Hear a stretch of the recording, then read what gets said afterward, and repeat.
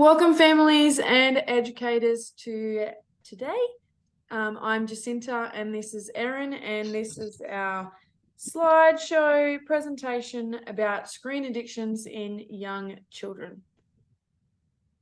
First of all, we're going to watch this video, which is an overview about our presentation today.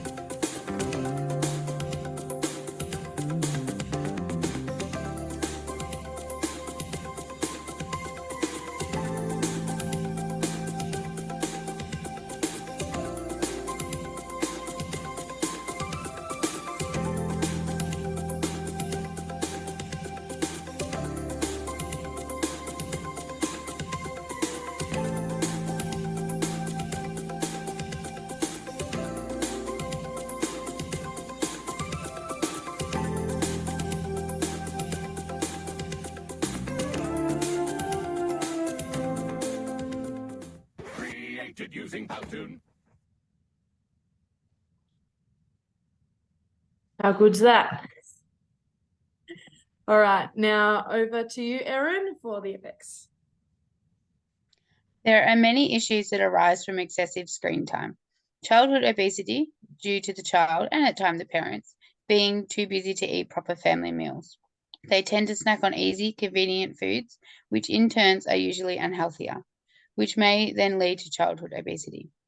Increased screen time may also result in other physical, emotional, and psychological issues, such as eye issues, neck, shoulder problems, sleep issues, and depression. The amount of time children spend on tech is related to the parent-child relationships. For example, if a parent uses screens in front of their children, the children will be more likely to become addicted to screens. This affects child-parent relationships because the children may not be receiving enough attention from their parents, which potentially could result in poor behaviors from children who are craving human and social contact and face-to-face communication.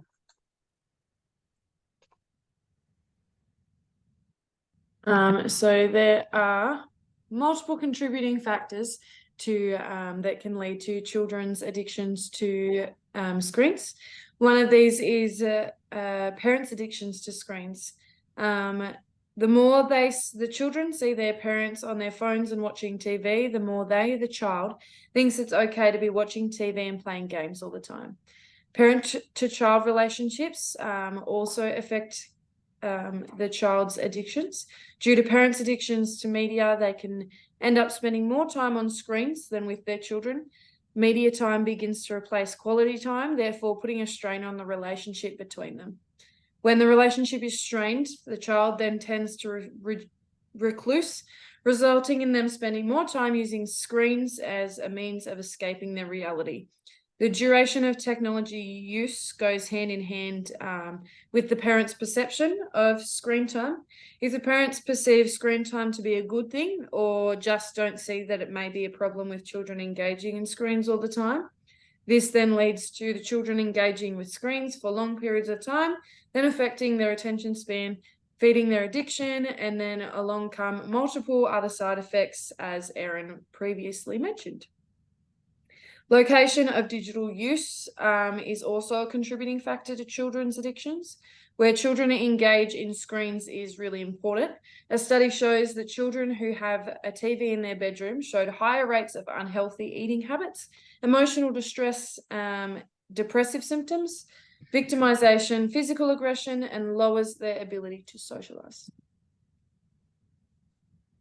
Due to the effects I've mentioned earlier, the Australian Government Department of Health have set strict guidelines to parent educators to adhere to. Children under 2 years should not be exposed to any technology at all, and children aged 2 to 5 should have a maximum of 1 hour per day, and recommend physical activity of at least 3 hours per day, which promotes children's physical and mental well-being, helping to lessen the effects of depression. So there are two types of intervention that they've discovered through reading a scoping review of digital wellbeing in early childhood. They researched some different ways of intervention. One way is digital applications, and the other is early intervention.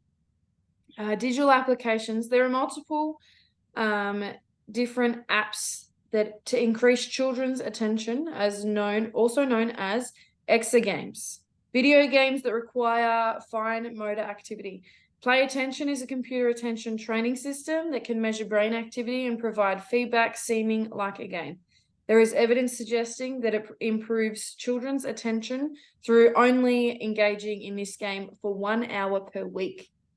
Exergames have proven to increase the player's motivation to move due to the game needing movement to succeed, therefore tricking the player into moving and building fine motor strength while playing a video game. Early intervention programs focus more on reducing screen time. Reducing screen time has proven to increase well-being in children. It is vital that we limit young children's screen time to a minimum, or even better, none at all. However, research focuses on screen exposure, but little research on screen addiction. More needs to be done in terms of research, because are our children addicted to screens? Let's reflect on what type of role models we want to be for young children. Thank you for listening.